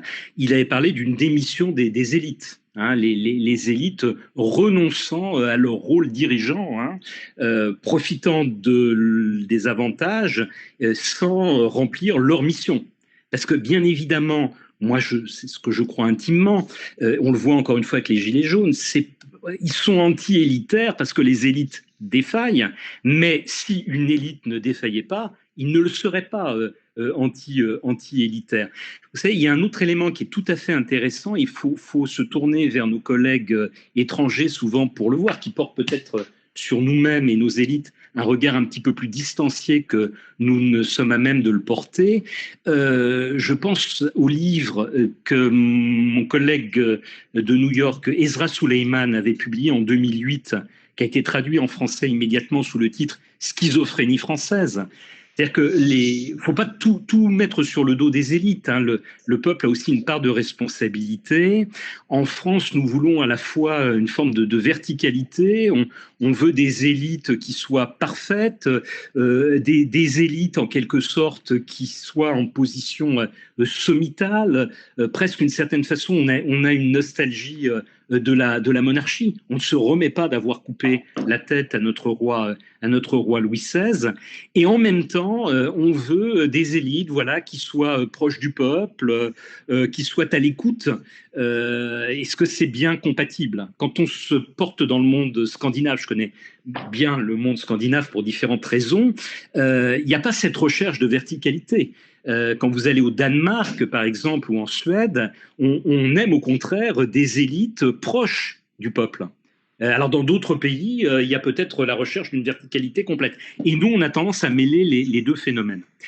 Et puis un troisième phénomène, j'ai pas du tout insisté là dans mon intervention dessus, mais je crois qu'il est très important et ça nous renvoie à la formation de nos élites, parce qu'encore une fois, à mon avis, la formation de nos élites est un véritable problème par rapport à d'autres élites. Et je ne jette pas, encore une fois, la pierre. On a pu me reprocher dans certains interviews, voilà, d'être très critique à l'égard de la France, du système français. Non, le système français a du bon. Et je vais même vous dire franchement, l'ENA, moi, je n'en suis pas particulièrement un détracteur. Simplement, je critique le dévoiement de l'ENA assez récent. Peut-être nos élites sont-elles des élites qui sont trop dans l'abstraction, qui ne sont pas suffisamment pragmatiques. Vous savez, il y a un autre livre qui est très très intéressant, que vous connaissez bien évidemment, c'est le livre qu'avait publié Alain Perfit au milieu des années 1970 et qui avait connu un succès absolument phénoménal puisqu'il en avait vendu plus d'1 million et le livre avait été réédité à de multiples exemplaires, c'est le mal français, pas le suicide français, ça c'est Zemmour. Et il dénonçait au fil des pages constamment, il revenait constamment sur cet élément du fait que voilà, nos élites sont des élites beaucoup plus abstraites que les autres élites. On le voit avec notre technocratie. Et je reviens, je suis désolé monsieur, mais à cette gestion quand même de crise. Bien évidemment, il y a des pays qui ont beaucoup plus mal géré que nous. Hein. Les États-Unis de Trump, peut-être, Bolsonaro au Brésil, les Suédois dans une autre configuration ont mal géré, les Belges, proportionnellement à leur population, ont beaucoup plus de morts que nous n'en avons. Enfin, je vous rappellerai quand même qu'on doit être le 6e État en proportion de la population qui a le plus de victimes. Quand même, me semble-t-il. Et puis, regardez quand même le problème des vaccins. Bon, même en essayant d'être neutre, indéniablement, ce retard à l'allumage, quand même, est patent. Il est souligné par tout le monde. Il a été souligné par la presse internationale. Vous me direz, on n'est pas très aimé à l'étranger, mais quand les Allemands, les Anglais, les Belges critiquent notre politique de vaccination, c'est sans doute qu'il y a quand même un problème, me semble-t-il. Pardon, ne soyez pas désolé, monsieur. Je posais une question qui n'était pas une plaidoirie. D'accord, il n'y a pas de souci. Alors, je ne sais pas si j'ai répondu, monsieur Gerlotto, à votre question. Oui, tout à fait, je vous remercie. Donc, j'ai à peu près compris, à peu près suivi votre conférence, ça me fait du bien. Non, mais prolonger encore ma réponse, je dirais que indéniablement, dans le cadre de la mondialisation, vous savez, il y a une forme de pensée unique qui s'est développée. Là, encore, je vous apprends rien. Je pense que je suis un petit peu en terrain conquis en disant ça devant vous. C'est Christopher Soames, je le mets dans mon livre, hein, qui était vice-président de la Commission européenne, qui à la fin des années 80 disait, vous savez, dans les institutions européennes, il est toujours bon de mettre des Français dans les institutions supranationales, parce que les élites françaises, ce sont celles qui défendent le moins bien leur propre peuple. Bon, voilà. C'était une boutade, mais en même temps, ça veut bien dire ce que ça veut dire.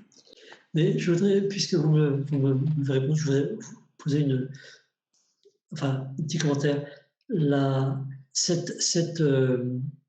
Est-ce qu'il y a volonté de la part disons, des tenants du vrai pouvoir, c'est-à-dire à l'heure actuelle la sphère économique essentiellement, de se cacher derrière un paravent politique, qui est l'Assemblée ou je ne sais qui, ou est-ce que c'est purement, disons, une contrainte historique qui se fait normalement?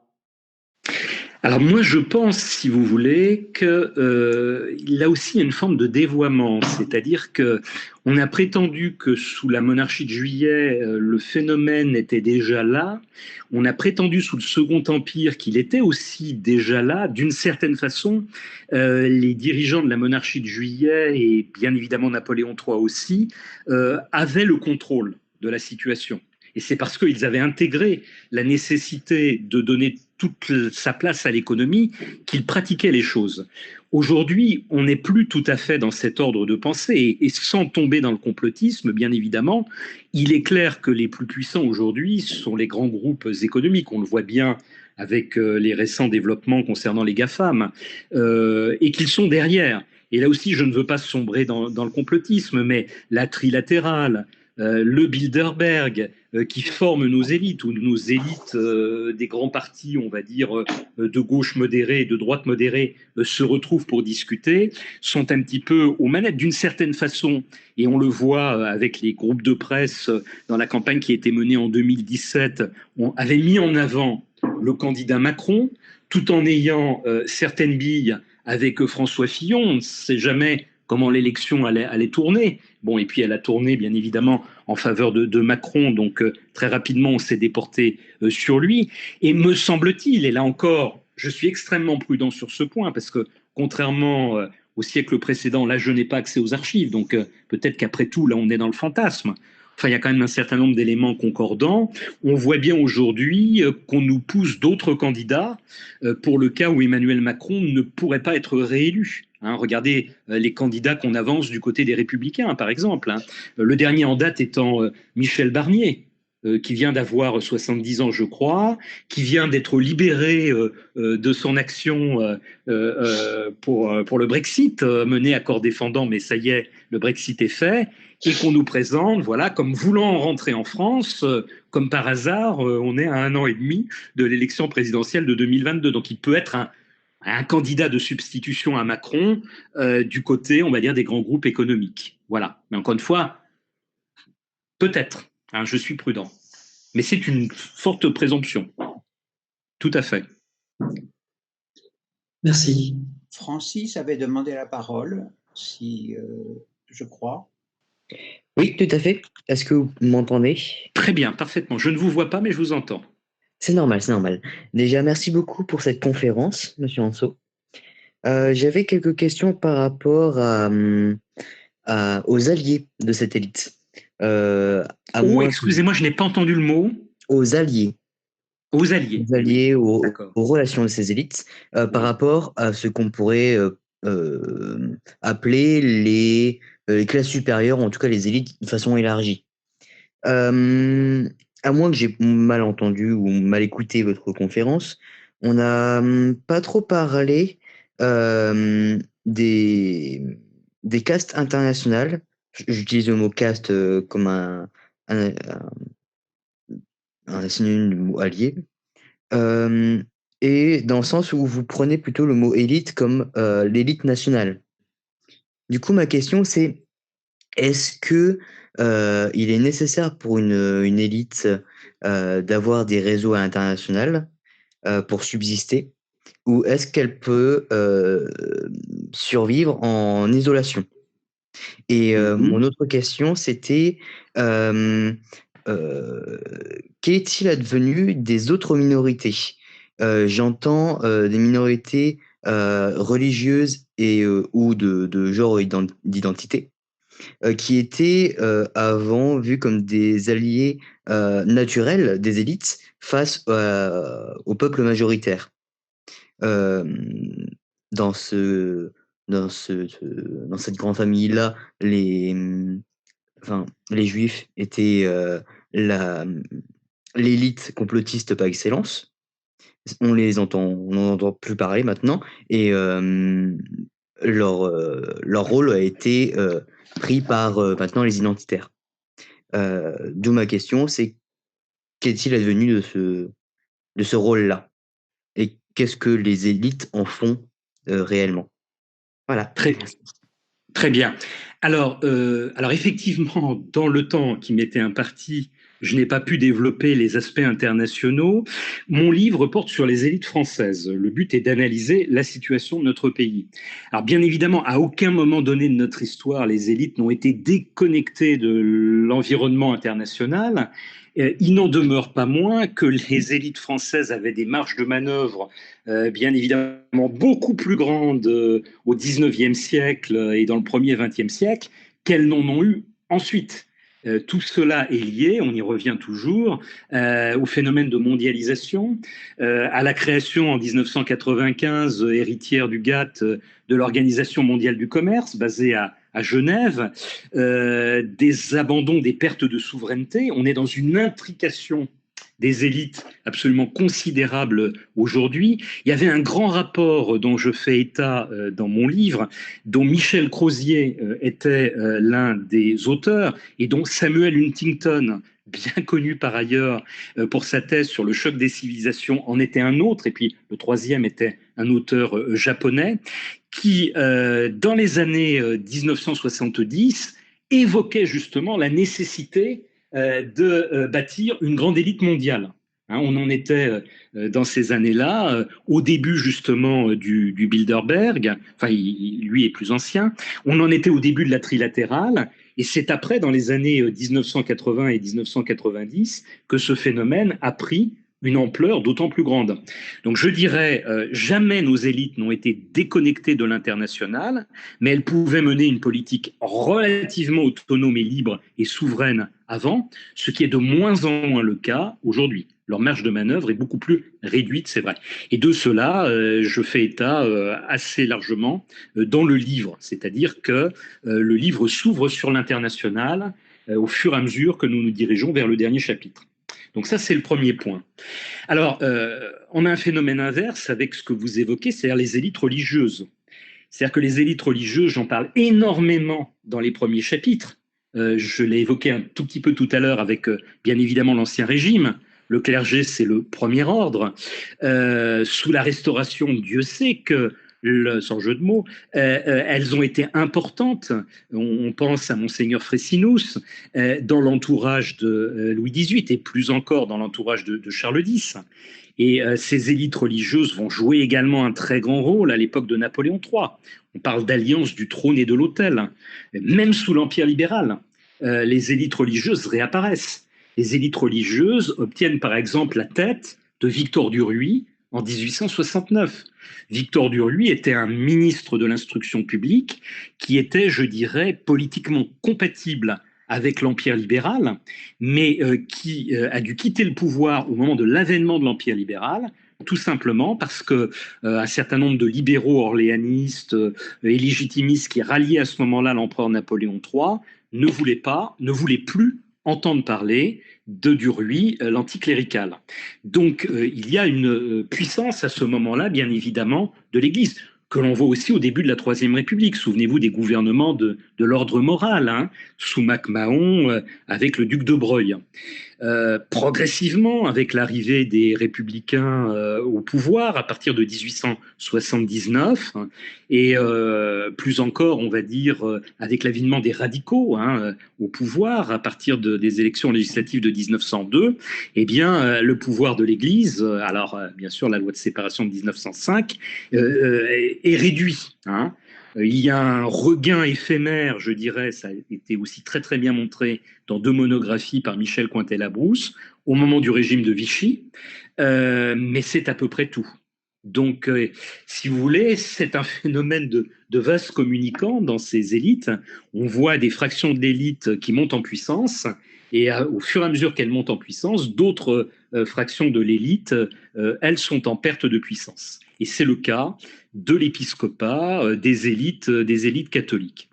Alors pour ce qui est des juifs, je dirais que sur le temps long, mais juifs francs-maçons également, protestants d'une certaine façon, vous savez que sous la Révolution, leur pouvoir, moins des juifs, davantage des francs-maçons et des protestants, a été dénoncé par exemple par l'abbé Baruel depuis l'émigration, que périodiquement on a vu ce mythe d'un complot ressurgir.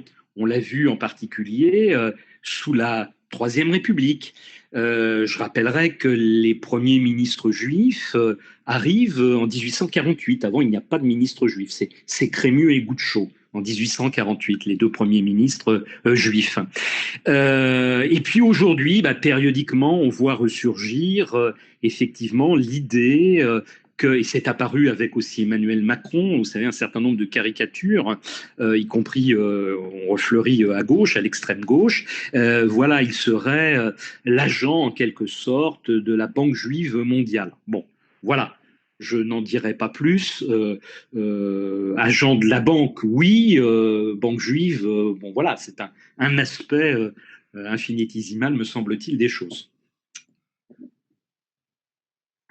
Merci beaucoup. Quelqu'un a demandé la parole, parce que qui demande la parole? Sinon, j'interviens. Alors bon, je vais me passer la parole. Vous avez fait allusion tout à l'heure au livre de Fadi El Hadj, nous l'avions reçu, et il montrait dans ce livre que la noblesse, finalement, n'y croyait plus. Elle ne croyait plus à son histoire, à ses valeurs, entre guillemets, etc. Il y avait une sorte de dérision, certains ne voulaient plus accomplir le service des armes, et finalement, donc, cette fraction de la classe dirigeante avait déjà démissionné avant même que la révolution n'éclate. Est-ce que on voit poindre le même phénomène aujourd'hui? Ah, je ne sais pas s'il n'y a que moi, mais je vous ai perdu. Du pouvoir. D'accord, mais je crois avoir compris quand même l'essentiel de votre question. Oui, alors, oui, je crois avoir, sauf la dernière phrase, je crois vous avoir entendu et compris ce que vous vouliez me demander. Alors, bien évidemment, moi je souscris entièrement à la thèse de Fadi El Hadj, avec cette petite restriction que bien évidemment, quand on défend un point de vue, on a, surtout à l'oral, et je n'ai pas échappé à la règle, tendance à le simplifier par rapport à ce que l'on écrit. Bien évidemment, la tendance que dénonce Fadi El Hadj est très répandue dans la noblesse sous l'Ancien Régime, mais ne vaut pas pour toute la noblesse. Vous avez une crispation d'une partie de la noblesse, c'est la réaction nobiliaire et la réaction seigneuriale que l'on voit. Il y a des nobles qui n'ont absolument pas démissionné, mais il y a des fractions, des pans entiers de la noblesse, et de la noblesse très influente, qui ont basculé du côté de la bourgeoisie et qui ont, je dirais, tout lâché aux Lumières. Et aujourd'hui, on voit exactement le même phénomène, c'est-à-dire, c'est un petit peu ce que je disais en évoquant, et ce qui me semble très pertinent, l'ouvrage de Christopher Lasch, qui paraît au début des années 1990, qui est traduit, je crois, en français en 1992 ou 93, et qui dénonce la trahison des élites actuelles par rapport à leur mission, le renoncement à leur fonction. Tout à fait. Et ce renoncement à leurs fonctions, il n'est pas étonnant qu'en résulte la défiance du peuple. Donc effectivement, le phénomène se reproduit. Alors on me pose souvent la question, va-t-on vers une révolution, hein, le mouvement des Gilets jaunes a été vu par certains comme le prélude à un nouveau 1789. Alors je dirais que l'historien n'est pas un confident de la Providence. Je ne me risquerai pas, bien évidemment, à faire de la prospection de cet ordre-là. Il me semble que ici, on est dans un monde qui est très largement différent, je dirais, par rapport à ce qu'on a connu en 1789, parce qu'on est très largement dans une société du spectacle. Et cette société du spectacle, et là encore, loin de moi l'idée de céder au complotisme, est en très grande partie, je dirais, très habilement pilotée par nos élites, en quelque sorte, si vous voulez. La puissance médiatique fait qu'elle joue en grande partie contre ces mouvements. Hein, il faut voir le traitement qui a été infligé. Alors, de façon ambiguë, c'est-à-dire qu'on invitait bien sûr les Gilets jaunes sur les plateaux de télévision, mais bien plutôt sur les chaînes d'infos en continu que dans les médias mainstream. Il faut voir le traitement qui était donné sur TF1, sur France 2. Moi, je suis frappé, si vous voulez, sur des points de ma modeste expertise, parce que on n'est absolument pas, bien évidemment, omniscient, de voir, je regarde uniquement pour le plaisir de me faire hérisser les poils sur les mains et les cheveux sur la tête, les journaux télévisés de 20 heures de TF1 et de France 2. Alternativement. Parfois, les jours où il y a un grand événement, j'enregistre même celui de l'autre chaîne que je me passe. Vous voyez, d'abord celui de TF1, après celui de France 2. Et le traitement médiatique de certaines informations, moi, m'inquiète beaucoup, d'une certaine façon. Pour toutes ces raisons, je pense... Alors, beaucoup de Français n'en sont plus dupes, et voilà aussi pourquoi vous avez ce succès des réseaux sociaux. Là encore, ça participe d'un mouvement généralisé de défiance. Mais malgré tout, je pense que, si vous voulez, on ne peut pas déboucher dans l'état actuel de notre société, avec le pouvoir tel qu'il est, sur des formes de révolution telles qu'on a pu en connaître dans le passé, en 1789, en 1830 ou en 1848. Regardez même ce qui s'est passé aux États-Unis. Bon.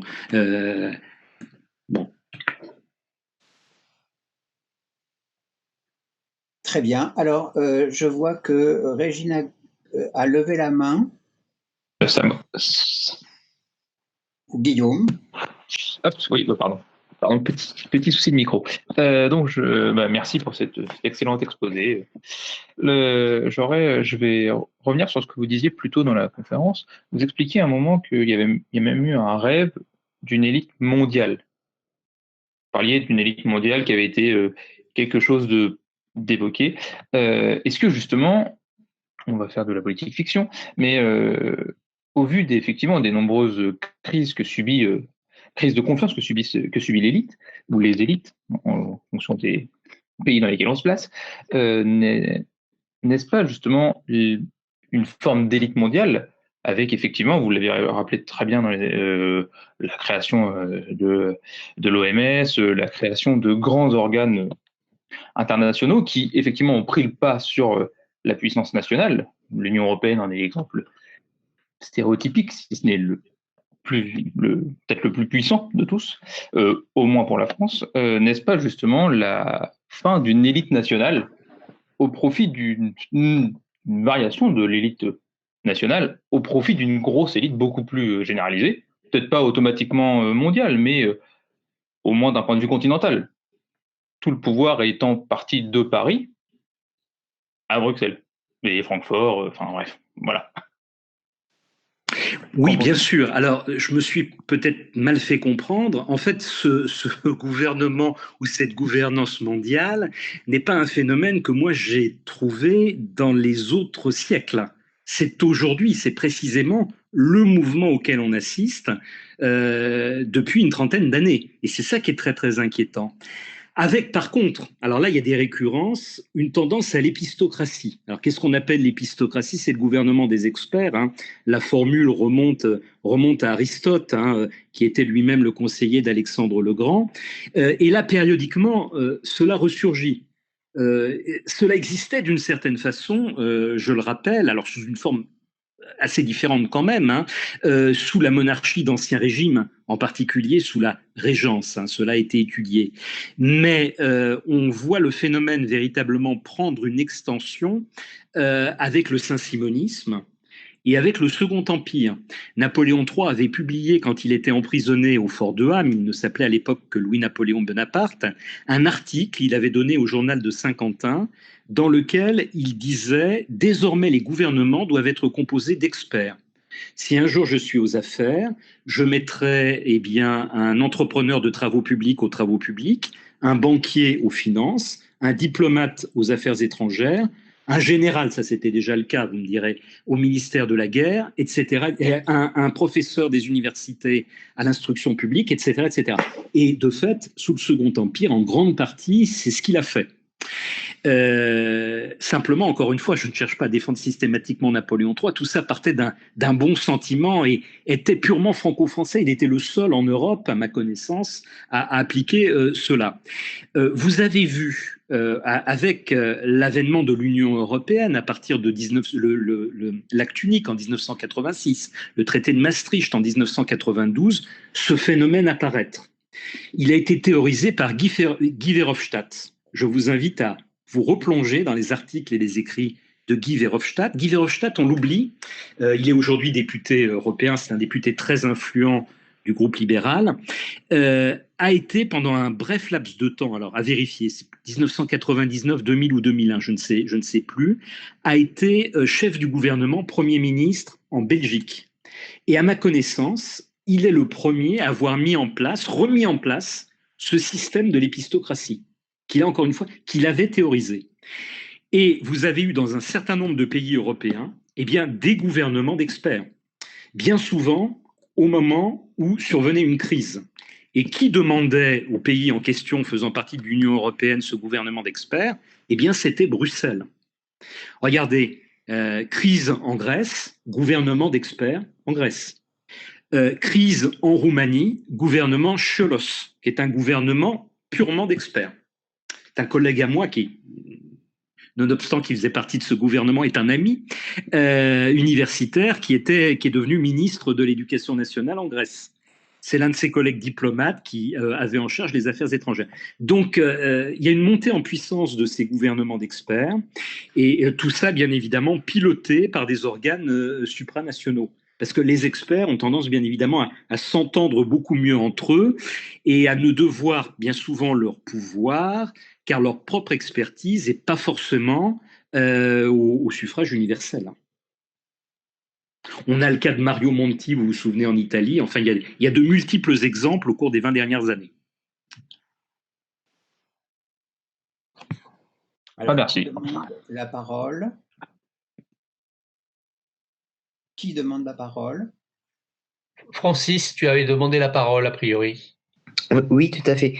C'était pour revenir un peu sur la suite de la question de Guillaume et en même temps faire une suite à ma question qui précédait. Si une élite nationale ne peut subvenir sans élite internationale, quid du fait que l'élite puisse survivre sans l'apport du peuple? Est-ce qu'elle peut vivre complètement en autonomie par rapport au sol d'où elle vient?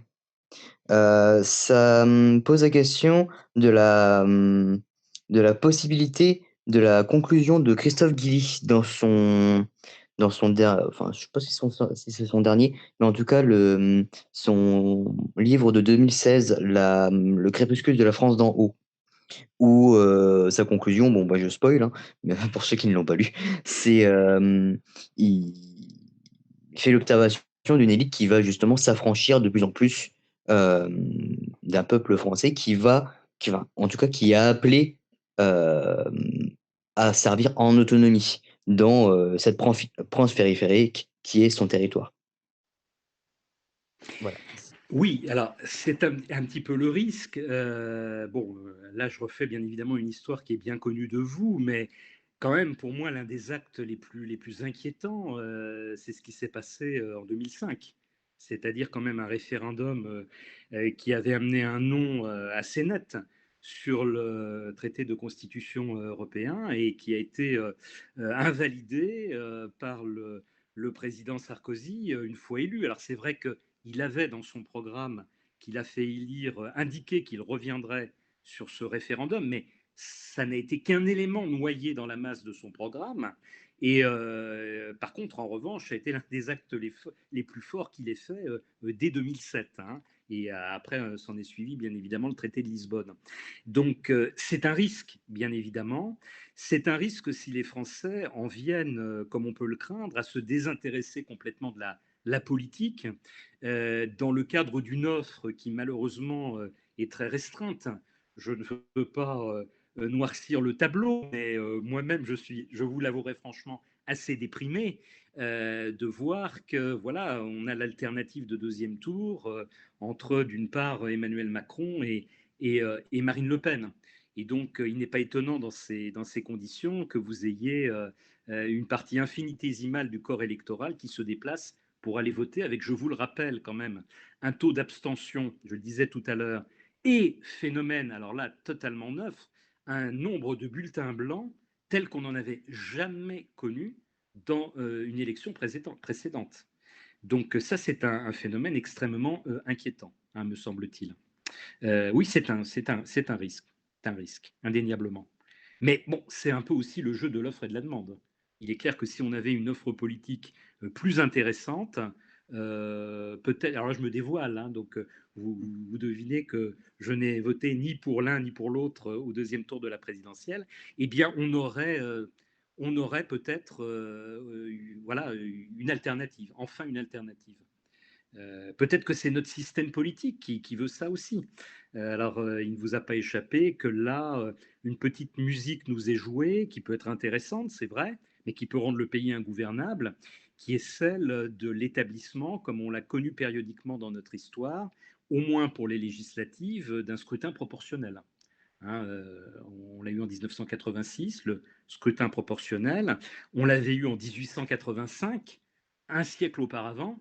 Mais, et puis on l'avait eu bien sûr sous la 4e République, mais entre tout cela, c'est le scrutin majoritaire qui domine.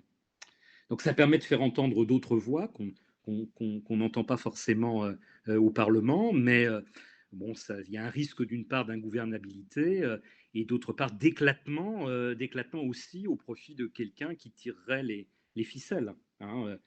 Si le scrutin proportionnel a été mis en place en 86, quand on en refait l'historique, c'est de la volonté même, vous le savez, de François Mitterrand pour mettre des bâtons dans les roues à la droite gouvernementale qu'il sentait remonter en faisant émerger un gros groupe du Front National qui empêcherait justement le RPR et l'UDF d'avoir la majorité. Merci beaucoup.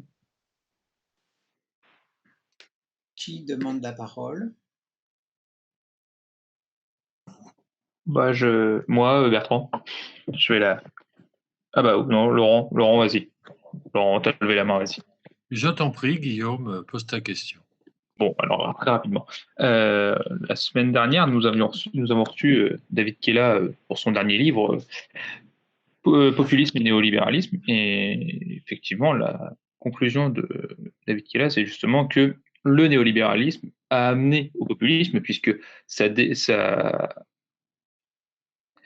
retire la capacité, le néolibéralisme, dans sa doctrine actuelle, retire la capacité au peuple comme aux élites, qui se retrouvent dépossédés l'un et l'autre de leur pouvoir propre, de pouvoir gouverner pour l'un en représentant l'autre, tout simplement. Est-ce que, tout simplement, le néolibéralisme n'est pas celui qui tuera l'élite actuelle et ne peut-il pas refaire sortir une nouvelle élite, puisque comme vous l'avez très bien dit, à chaque crise, une nouvelle élite ressort. Alors elle peut tirer une partie de ses membres de l'ancienne. Hein.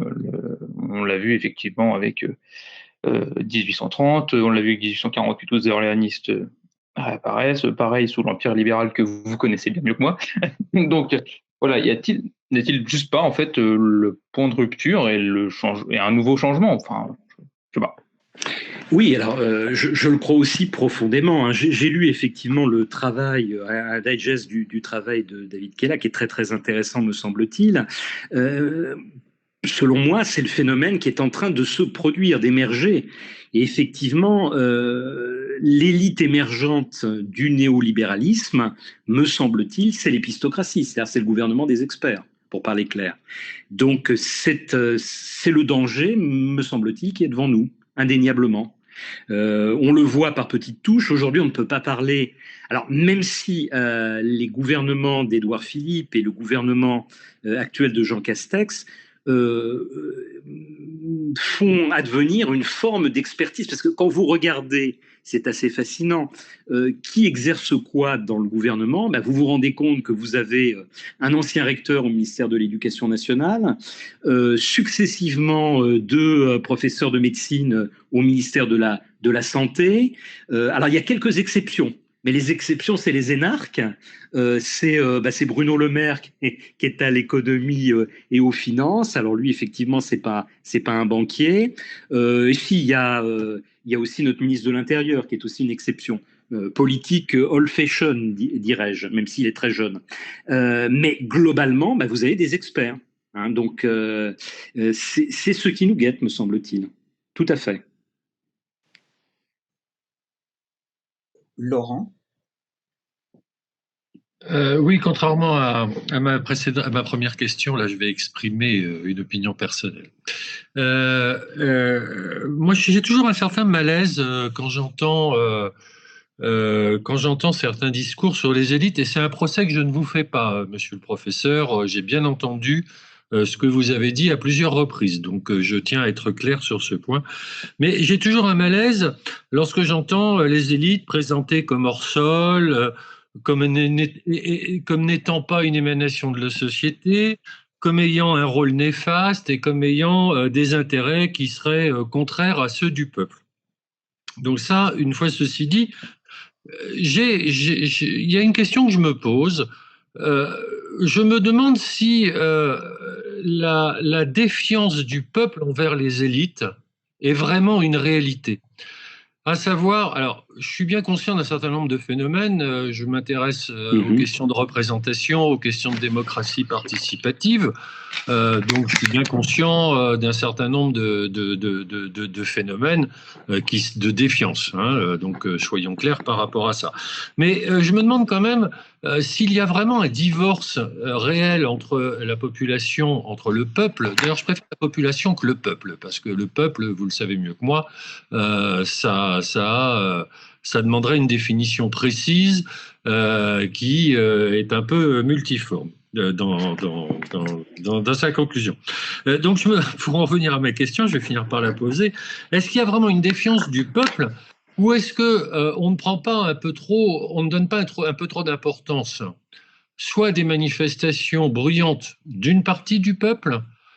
Est-ce qu'on tient compte de l'irrationalité de certains phénomènes de défiance? Voilà. Merci beaucoup pour votre question. Alors effectivement, bon, c'est un constat que je partage. Hein. Y a beaucoup d'excès dans la critique des élites, et tout n'est pas jeté, bien évidemment, dans ce que font nos dirigeants. Hein. On pourrait relever, je dirais, beaucoup d'actions positives qui ont été menées ces dernières années, beaucoup de tentatives, beaucoup aussi de mea culpa de certains dirigeants qui voient effectivement qu'on a pu faillir dans le passé et qui cherchent à rectifier le tir. Encore une fois, pour avoir analysé vraiment de très très près, j'ai fait l'exégèse, hein, le rapport est pourtant énorme, de Frédéric Thiriet, eh bien, j'y vois beaucoup de positifs. Il a beaucoup consulté, et dans ce qu'il propose, par exemple, le fast track, copié sur les Britanniques, hein, le fait d'accélérer la carrière des fonctionnaires méritants qui ont fait leurs preuves, qui n'ont pas forcément les diplômes requis, mais qui sur le terrain vraiment se sont bien comportés, et me semble-t-il une très bonne idée. Parmi d'autres, il y en a beaucoup d'autres qui sont très bonnes. Et je termine moi-même sur une note positive. Je refuse la critique qui pourrait m'être formulée d'être populiste, en ce sens que je dis qu'il faut réconcilier justement les points de vue. Et je terminais sur une note d'espoir. Le point final, en fait, de mon livre, encore une fois, on s'est donné du temps avec mon éditeur. Il devait sortir au printemps. Finalement, il est sorti en octobre. C'est l'avènement du gouvernement Castex. Et moi, Jean Castex m'intéressait. Il se trouve que je sais très précisément comment il a abouti là où il a abouti, pourquoi Blanquer n'a pas eu le poste qu'il briguait de Premier ministre d'abord et puis ensuite de ministre de l'Intérieur. Et en fait, ce qui a présidé au choix d'Emmanuel Macron, c'est que Castex présentait un avantage énorme. C'est l'avantage de vouloir réconcilier. Vous avez peut-être lu le livre de David Goddard, qui est tout à fait fascinant, sur les somewhere et les anywhere, c'est-à-dire ceux qui sont de nulle part, pour faire simple, hein, les mondialistes, hein, ceux qui, parce qu'ils ont les moyens de prendre un jet ou disons un avion, peuvent aller voilà, à l'autre bout du monde. Et puis les somewhere, hein, ceux qui sont ancrés, ça nous renvoie également à ce que dit Christophe Guilluy, qui a été évoqué par l'un des intervenants précédents. Et moi, je crois qu'il s'agit de réconcilier les deux. Et je pense que le choix du casting de Castex, c'était ça. On me l'a dit, hein, pour tout vous dire, 2 ministres me l'ont dit personnellement. Pourquoi ? Parce que Castex présente le double avantage d'être à la fois un haut fonctionnaire, mais d'être, on le voit à son accent rocailleux et au fait qu'il est maire de Prades, très ancré dans les réalités du terrain. Et ça, c'est un cas de figure qu'on n'a pas totalement. Donc l'idée de réconcilier une haute fonction publique avec des mandats d'élus locaux. Donc voilà pour répondre à la première partie de votre question. Alors pour la deuxième partie, là, je suis quand même pas tout à fait d'accord, en ce sens que j'ai donné le sondage de YouGov, mais moi je vous en ressors 10 autres qui vous montrent qu'à la question très précise que l'on pose au peuple, ou aux populations, si vous voulez, mondiales, la population française est systématiquement en queue de classement. Et la question qu'on leur pose, avez-vous confiance dans vos dirigeants ? Si vous voulez, les taux de confiance sont beaucoup plus élevés aux États-Unis, en Grande-Bretagne, parlons pas de pays comme la Chine, bien sûr, mais au Brésil, dans les États africains, en Italie, en Espagne, que le chiffre ne l'est en France. La France est systématiquement dans les 4 ou 5 derniers des classements. Donc ça veut quand même dire quelque chose. Hein. Et sur le temps long, hein, ce que je vous dis là ne date pas d'aujourd'hui ou d'hier, mais sur les 20 ou 30 dernières années. Oui, alors je terminais, en fait, j'avais quasiment terminé ma réponse en disant qu'en fait, il faudrait l'analyser de plus près, ce phénomène de défiance à l'égard de nos élites, parce que ça s'inscrit dans un mouvement de pessimisme du peuple français ou de la population française, puisqu'on est également en queue de classement pour ce qui est du pessimisme. Donc voilà. Hein, c'est un peu le phénomène de l'œuf et de la poule. Est-ce que ça participe du mouvement ou est-ce que ça l'induit ? Enfin, voilà. Oui, mais pour reprendre l'intervention de Laurent, on constate dans la crise sanitaire que la population obéit.